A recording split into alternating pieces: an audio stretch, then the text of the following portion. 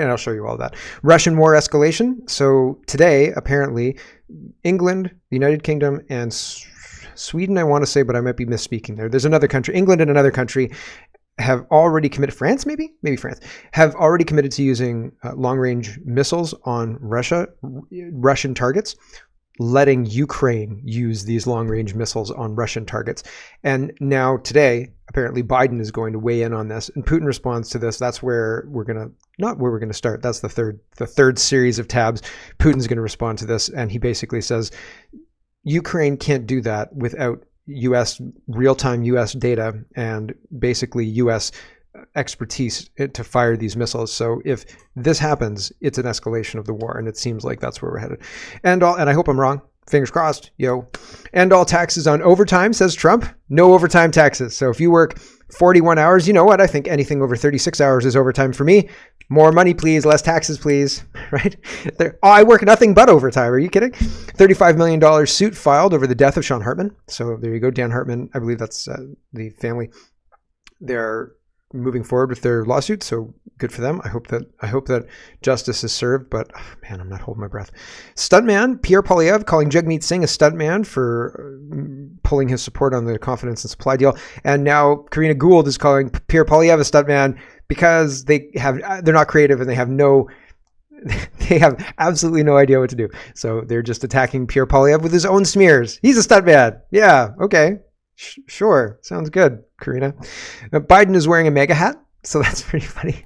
Digital prisons we build ourselves, right? It's just like you're putting it together and then you get in yourself. And yeah, we're doing that. And threats about flooding the province with migrants. So what happens when people start pushing back and saying, we don't really want to have all the migrants that you've decided to bring into the country, and actually we do have a say and we'd like to stop that, please? The liberals threaten you. They say, listen, we could open up a hotel and just put the migrants wherever we want, but we want cooperation. So you better cooperate or we're just going to open up a hotel. And I'm not even kidding. I'm going to show you the clip of him saying that in like 10 seconds. First, I just want to lay the groundwork a little bit here. So resist. So there's lots to get to. Let's get to it first. Resist CBDC says Cloward Piven. Yeah, that's the strategy they're using. The UN or the US is in the chart below, down here. All of North America and Europe are similar. UN is attempting to simultaneously break Western nations to create something akin to Oceania. I don't think he's wrong. So this is immigration since 1920, it looks like. So 100 years of immigration. And up until the early 60s, immigration in the United States, except for after the Second World War, which had a huge surge of Mexican immigration ending in 1954 with Operation Wetback to deport illegal immigrants. That's what it says. So that's probably what it was called. Other than that, the immigration is pretty low, and the immigration that came in during that time period was what, 2 million? 2 million ish, if you add it all together, ish. So not overwhelming, but into a smaller population, so still not great. 1960s, you start to see immigration ramp up, and then you see our modern era of the 70s, 80s, 90s, 2000s into where we are now, the 2020s, right? And the immigration in the 2020s is even dwarfing the immigration of the 70s, 80s, and 90s, right? And even the 2000s. And so that's pretty wild, right? Like 1.9 million, 2.7 million, 3.2 million per year coming into the United States.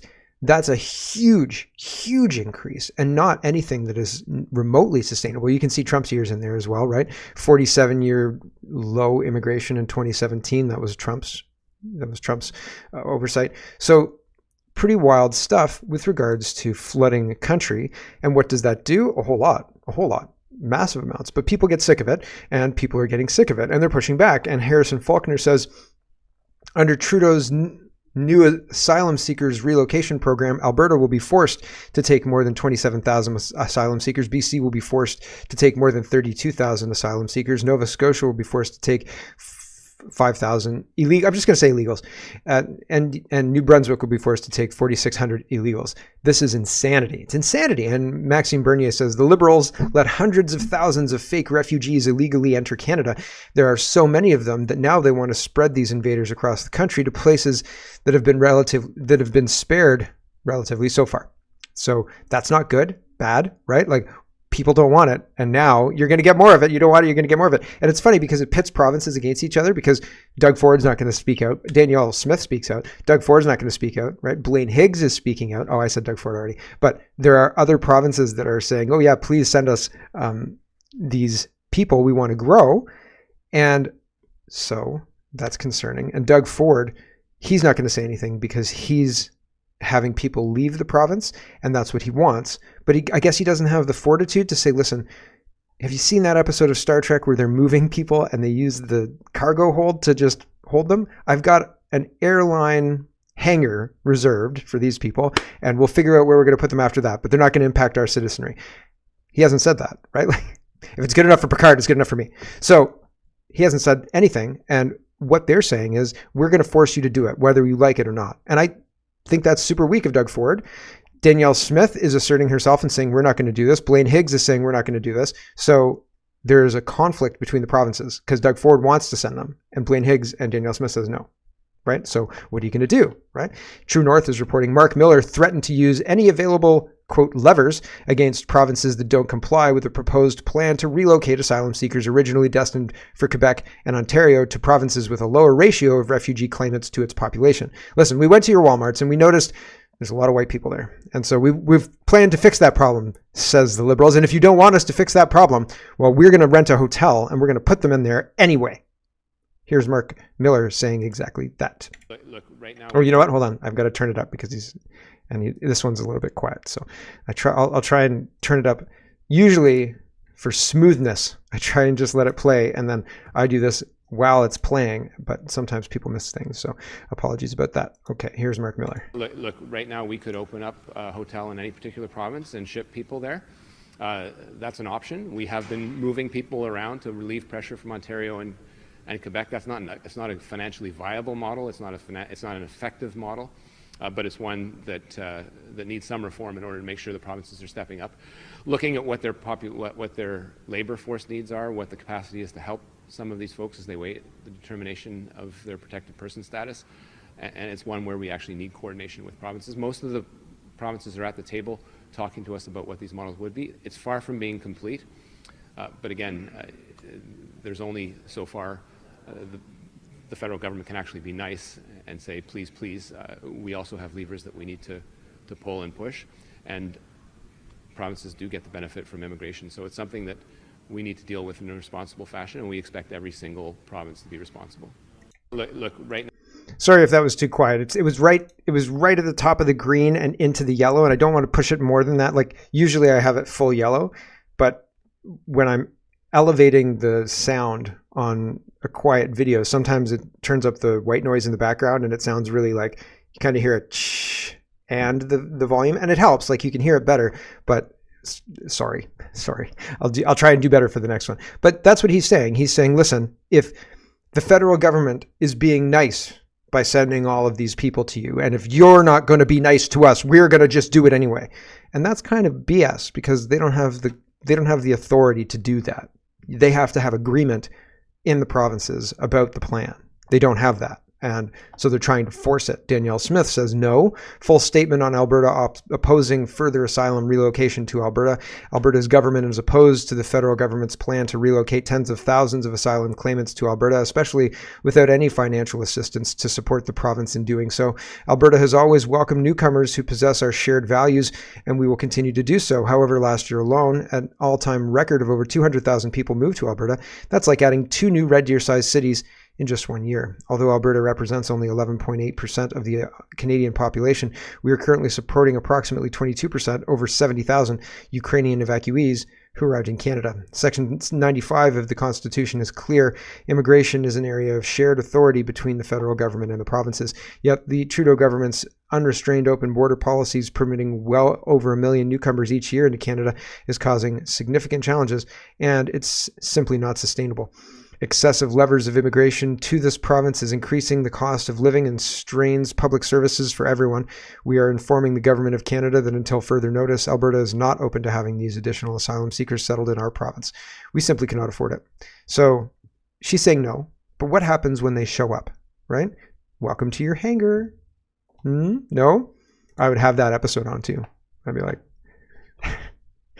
if anybody propositions you, don't be like Riker and that girl. Okay? We don't do that here. They had the prime directive. We are not as evolved. Cat Canada says, Danielle Smith declares Alberta will not accept any more asylum seekers. Here's the caveat that I disagree with. Without substantial financial support from Ottawa. So when I read this, I hear a firm no. She says, we're informing the government of Canada that until further notice, Alberta is not open to having these additional asylum seekers settled in our province.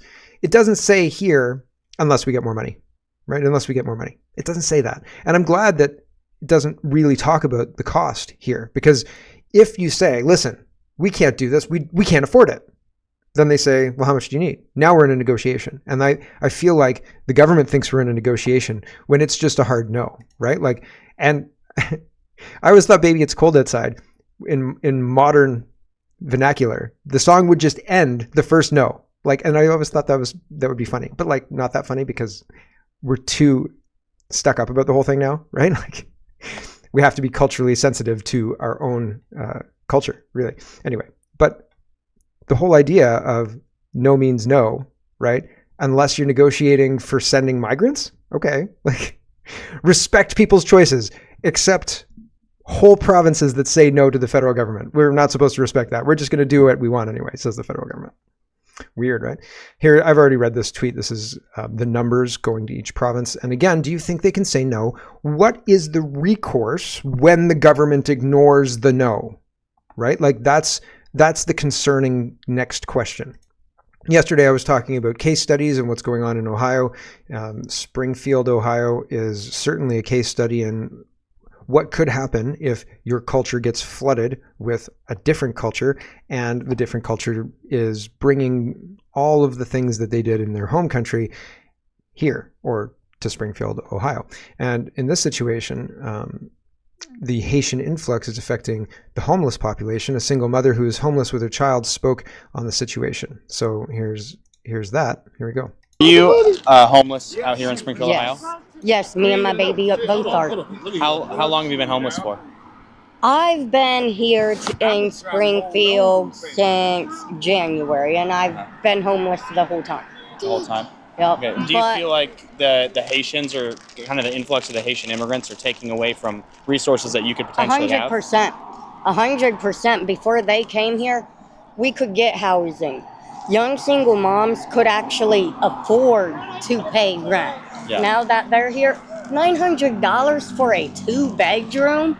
How is a young single mom supposed to pay that on top of her kid? So We got to fight for our money, our food stamps, our medical, everything. We got to fight for it, but they get to come here and just get it handed to them. That's not fair to my daughter. Not me, my daughter. That's taking from my baby, and I'm not okay with that. It has to end. Something has to be done. They're taking from our children. I'll leave it there. It's interesting, $900 for a 2-bedroom? Holy smokeronies. Like, I've heard of rents like that, but that was years ago in Guelph. We haven't heard of anything like that recently, right? So maybe next year, but it's going to get worse, right? It's going to get worse. So Dave Rubin says, can we send 20,000 Haitians to Martha's Vineyard and see how the media reacts? I think we know what would happen. Martha's Vineyard would hire buses and they'd be gone within the afternoon. The police would show up and say, oh, you can't do that. And so the weird thing about this, though, and I talked about this when, which governor? Was it the Texas governor? I think it was the Texas governor sent busloads of migrants from Texas to Martha's Vineyard. People lost their minds and said we should do more of this. And I thought, like, this is an inhumane way to treat those people, right? If I was one of the people on the bus going from Texas to Martha's Vineyard, promised that, they'll take care of you there.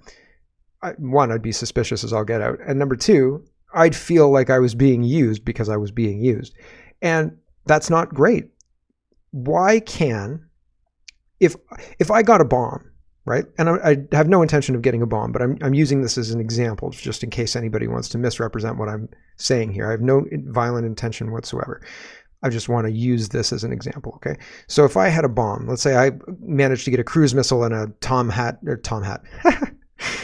an airplane that could fire the cruise missile. Like in True Lies, when Arnold Schwarzenegger ends up with his daughter on the front of that thing, and then he fires the missile and the terrorist gets blown up, right? All that. Say I accidentally happen into that situation, right? If I fire that missile at whatever, like let's say I fire it at some building that's recognizable, people would be like, oh my gosh, I can't believe he attacked that building. That's terrible. I would be in trouble. People would be like, oh my gosh, you did things that cost money. You damaged things. Our culture was damaged by what you did. But if I happened to a situation where I had a bus full of migrants and I sent that to Martha's Vineyard, people might be like, you're a hero, man. Great job. If I had a bus of migrants and I sent those migrants to Justin Trudeau's front yard, right? People would be like, yeah, man, good job. People said the same thing to Faith Goldie when she said, well, I'll move the migrants to Justin Trudeau's house. So why are conventional weapons of war really bad? Really, really bad. But people wouldn't have access to that. People have money though. And apparently they have access to like people. So bombs of people, that might be a better title. Bombs of people are A-okay. But Tomahawk missiles are not, right? Like that's weird as all get out. And it seems like we shouldn't just ignore that. It's an attack, regardless that, you're not happening into a Tomahawk missile and you're not blowing up the CN Tower or something like that, right? It's not obvious like that, but it's obvious in other ways. How much is your rent? How much has your currency been devalued? How much money have we spent on this subset of the population? How many people are homeless? And so on and so on. This is an attack and it's ongoing. And we're not responding to it as if it's an attack. We're responding to it as if it's our responsibility, which is crazy, crazy. Sweden says, hold on a second. We're not doing this anymore. This is crazy town. They say, Sweden announces it will start paying migrants who haven't managed to integrate into Sweden society $35,000 US per person to move back to their home countries. Please get out. Bye-bye. Bye-bye. The so-called re-immigration check is viewed as a win-win, as migrants who don't feel at home in Sweden will be able to reestablish themselves in their home countries, while the Swedish welfare system is spared decades of expenses. The Swedes believe that the re-immigration check will be a partially interesting option for larger families who want to move back home together to buy a house or some land. A family of four could afford a fairly luxurious house back in many parts of Africa or the Middle East with a combined budget of $140,000 from their re-immigration checks. I'd like $140,000 to leave Canada. Please, government, where's the money? Please. I don't feel culturally like I fit in here anymore, and I think it would be better for all of us if I just left. $140,000, please. I don't know. I think I'd maybe need more than that, but still, it seems like there's a viable option there, right? Like there's a plan of some kind. There's something coming together. And also, interesting to note, they're trying to deport these people, right? There's all sorts of different deportation plans. Is this going to come together? Who knows? Colin says, Ohio duck rescuer of 10 years says she believes the geese eating rumors are true. Says bird disappearances in the Springfield area are skyrocketing during an interview with the Daily Mail. Duck expert Lisa if she's an expert, right? Take everything she says with a grain of salt. Duck expert Lisa Montgomery discussed her serious concerns. Montgomery has owned and operated Mid-Ohio waterfowl rescue for nearly a decade. The duck expert says recent bird disappearances in the Springfield area are exceeding previous summers in the region. I have over the years had many people reach out from the Springfield area recently with concerns of ducks and geese being murdered for food. I do have serious concerns over the issue and believe it to be true. Numerous people reach out to me about the situation, wanting me to help the remaining birds that were recently dumped before their fate is the same as their cousins.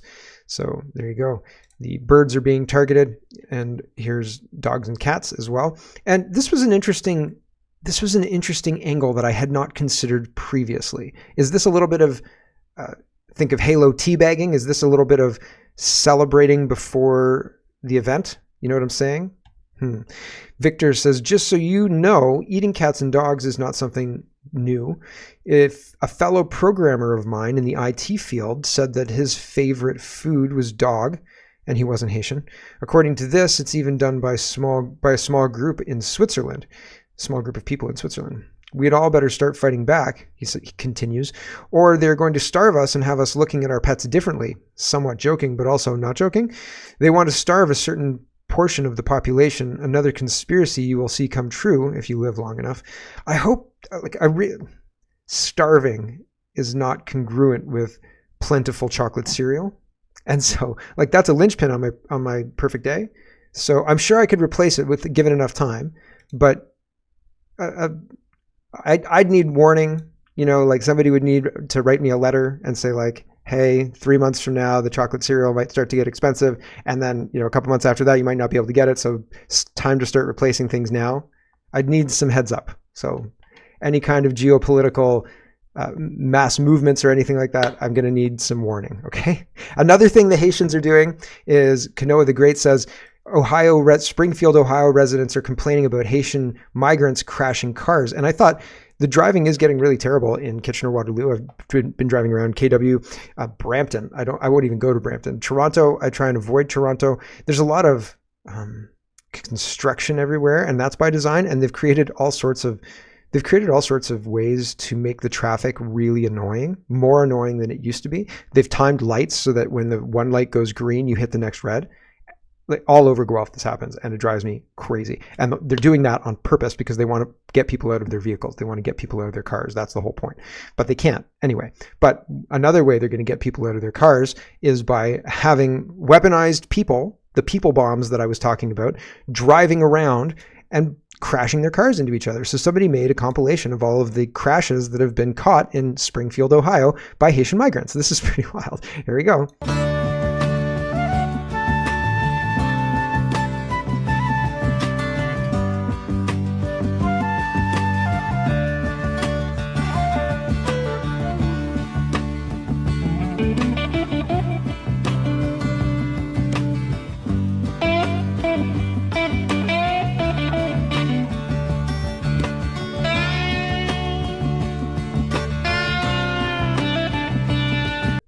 There's another 30 seconds of that. I've also heard a lot of people hitting houses recently. Here's another one. 39-year-old Vincent Joseph Arroyo was arrested in Monterey County for killing dozens of animals. Again, I was told this was a right-wing conspiracy theory. So, yeah, numerous shots being fired. Yowza. Lots and lots of animals killed. Here's another guy talking about Springfield, Ohio, and the homeless population. Here we go. The homeless problem. I don't know of a single homeless Haitian in this town because they all got vouchers. But I can show you a whole bunch of people that have been displaced because I'm that guy. Rob, for 25 years, I've worked with the homeless in this community. A lot of people don't know because I'm not the guy out there blowing the horn because it ain't about me. It's the Jesus in me that goes out there and does it. Trust me, there's days I'm tired, but I'll get into homeless camps that nobody in a suit and tie will walk into. None. They trust me because I've never let them down. And guys, if you don't think it's here right now, in October, we are getting ready to hit a wall here. There is not any relief for the homeless. The homeless people in this community are not the people you think they are, the squatters that aren't happening. It's not there. There's veterans. Come see me. I'm not real hard to find. Ask anybody on the street. They'll tell you how to get a hold of me. I'll take you there. And no, they don't want your toothpaste and your peanut butter sandwiches. They want you to come up with a solution to why they're displaced, why they lived in a house. I personally know, and I'll testify under oath, my hand to God, somebody that lost their house. They were there 7 years. The landlord said, hey, I need you to move out, find a temporary place. I'm going to remodel it, and then you can come back. Thank you, Baron. It was a lie. They moved them out, tripled the rent. Thank you. Follow Thank you for speaking. the money. So that's what's going on, right? And it's happening in Canada too. It's happening so much that the left-wing parties and countries too are abandoning their whole positions on it. It's wild. Globe Politics is announcing Jagmeet Singh signals the NDP plan to oppose the carbon tax. It says it puts a burden on backs of working people. Yeah, right? Wasn't everybody telling Jagmeet Singh that it harmed working class people? Like it was expensive and the people that it was expensive for could least afford it? And he ignored that and said it's the best way to, do something or other about climate change, which is a hoax. Arif Virani, who is our AG, he says, Minister of Justice and Attorney General, he says, truly shocked by this news. The NDP used to support strong climate action and it gives back. 8 out of 10 Canadians get more back than they pay in carbon tax. It's funny because nobody believes them, right? They keep saying this stuff, but nobody believes them. Jagmeet Singh either doesn't understand the policy he voted for or he doesn't care about Canadians or the environment.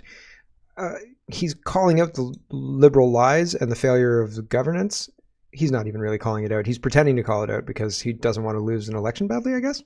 That's what Pierre Poilievre thinks. Here's Stephen Guilbeault, another minister in the Liberal Party, attacking Jagmeet Singh in the NDP. He says, how can you tell Jagmeet Singh and the NDP don't care about fighting climate change? No, who's fighting climate change? Climate change is a hoax, dude. They cave to Pierre Poilievre. They flip-flop on carbon prices. They side with big polluters. I don't care to actually vote on any of this. I don't care the result. And I just think it's funny that they're attacking Jagmeet Singh and the NDP because now they're not on the same side. And is it shadowboxing, or is it a fake conflict to make us think that they're fighting? I would believe that they really were fighting if Jagmeet Singh dropped the government, but we still need to know who the Chinese traitors are, right? I don't know how we can go into an election without knowing that information. Andrew Coyne is doing the same thing as his bosses, right? He says the NDP and the Conservatives are becoming indistinguishable. Ha! Right? It's funny. Like, it's so ridiculous. It's stupid and funny. Ryan says, why do journalists cheer on attacks that's accomplishing nothing? It's theft, yet you believe it's going to change the world's climate? You are useful pawns. Yes. And they don't seem to question anything, which is interesting.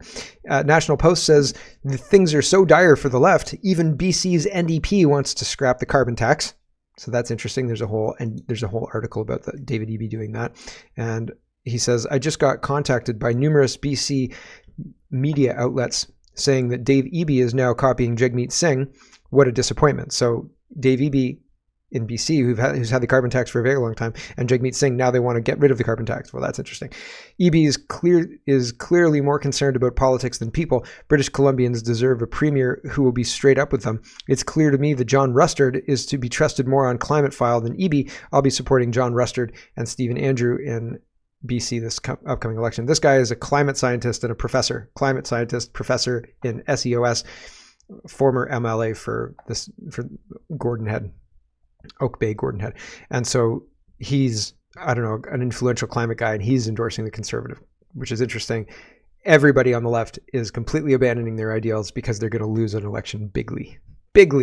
And yeah, this is just a little bit more color. It must be disheartening to be Dave Eby and the BC NDP these days. Justin Trudeau is sending 22,000 asylum seekers to BC in the midst of a housing crisis, and Jagmeet Singh has just announced that he probably wants to axe the carbon tax. How BC Conservative leader John Rustard managed to get Justin Trudeau and Singh to campaign for him is a mystery that may never be solved, but we should tip our hat to Rustard's political deafness. There you go. And Kyle says, Germany is reaching the mass migration tipping point too. This is just like Sweden earlier. America is almost there as well. One more Democratic president would do it. And Peter says, Angela Merkel's CDU party is now calling to reject asylum seekers and at the German border. They also talk about declaring a national emergency to close the borders. Something big is happening. Please. I hope so. Oh man, I hope so. Right? Like, it's like you're waiting for something big to happen, like a rock slide in a, you're watching from a safe distance, and you're like, oh, it's going to happen any minute. And you hear the cracking, and you're like, oh, it's going to go. And nothing happens. You're like, come on. People have got to be frustrated with this, right? Soon in Canada, we'll say no longer. We'll say no, hopefully. And then we'll be able to start fixing things. Fixing things requires you to have people in power that you trust. And unfortunately, at this point in time, I don't trust the premiers, most of them. I don't trust the municipal leaders because they're all compromised by globalists. And federally, I mean, Pierre Poilievre looks poised to be the next prime minister, and he doesn't really know what the UN 2030 agenda is. I don't know. 2030, what now? Sorry, I haven't read it. Right? So, like, I don't know if I should be hopeful or like, man, we've got one more circle to do before we actually start fixing the problem. Hopefully we start fixing the problem in the short term. Dave says President Biden appears to be on the verge of clearing the way for Ukraine. Let's talk about the Russian war, because this is the problem. I think it's a problem, and it seems like an escalation. And I hope none of what this suggests is going to happen today happens today. And we'll talk about it tomorrow. Anyway, Dave says President Biden appears to be on the verge of clearing the way for Ukraine to launch long-range Western weapons deep inside Russian territory, as long as it doesn't use arms provided by the United States or European officials say. And so that seems like Not great. Here's Putin, and it's like 3 minutes long. I'm going to read what he's saying because it's all in Russian. I think it's in Russian anyway. And it sets up everything, and it's all important. And I believe this is correct. I don't believe this is a false translation, but it is a translation. So take it with a grain of salt. I've seen 3 different versions of this video, and they all say the same translation. So I can't fact check the translation. So apologies about that. You should always take everything with a grain of salt, right? Some ne'er-do-well who wants to mislead people could put any words at the bottom of this, right? But again, I believe this to be accurate. I believe it is just new and new released, and it's talking about the amping up of this war positioning, and I think it's important, so we'll watch all of it. Here we go. It says, in the last few days, oh, hold on, I'll turn off the sound as well. Okay, in the last few days, we hear how the US and the UK on a very high level discuss the topics of the Kiev regime being able to strike deep into the Russian territory with Western long-range weapons. And it looks like the decision will either be made soon or it might have already been made. UK and France, yes. Putin says it's extraordinary. I'd like to ask you to I'd like to ask you to comment. And now this is Putin. He says it's an attempt to substitute concepts because this is not about allowing or forbidding the Kiev regime to strike the Russian territory. It's already doing it with drones and other means. But when it comes to using high precision weapons with a long range, Western made, it's a completely different story. I've already talked about this, and any experts can confirm it. Both we and the West to strike with modern high precision long range weapons that are Western made. It's not something the Ukraine army can do. It can't do it. It's only possible if they use the data from the satellites that Ukraine doesn't have. This data can only come from the EU satellites or the US ones. The NATO ones, that's one. Secondly, and this is very important, maybe even key, it's that the flight tasks can be put into these missiles only by the NATO personnel. Ukrainian personnel can't do it. That's why this is not about allowing the Ukraine regime to strike Russia with these weapons or not allowing them. It's also about the decision for a NATO country to be directly involved in the conflict or to not be. If the decision is made, it will mean nothing else but direct involvement of the NATO countries, the US, the European countries, in the war with Ukraine. It is their direct involvement. And it is, of course, completely changes the essence of the conflict. It will mean that the NATO countries, the US, the European countries, are fighting Russia. And if that's the case,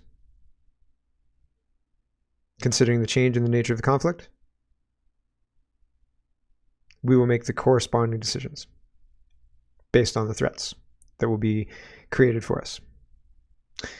So that does, that's not great, right? I hope, fingers crossed that that's not great, but that's kind of what I'm hearing. Clint says it's expected that Blinken will announce today, that the U.S. has given Ukraine the green light to strike deep inside Russia using Western-made Storm Shadow missiles. This would mean NATO and the U.S. are at war with Russia. Putin explains their position here. So could this be a black swan event? They want to avoid at all costs the loss in the 2024 election, and they're going to lose. And so how to avoid that? You start a war? How about World War III? World War III sounds like a good reason to postpone elections. Hey, so maybe. Liz says it would be reasonable to expect that they'll start World War III to defer the U.S. election. Maybe they'll throw in another pandemic, right? Ooh, monkeypox war, right? Mark says, hello everyone, thanks very much for watching. This is just a short version of a longer show. If you'd like to get the whole show, you can go over to CanadaPoly.com and sign up for a subscription. Just look in the drop-down tab for Shop and Donate and look for subscriptions, and you'll get immediate access to the full show Love to see you. Thanks for watching, everybody. Have a wonderful, wonderful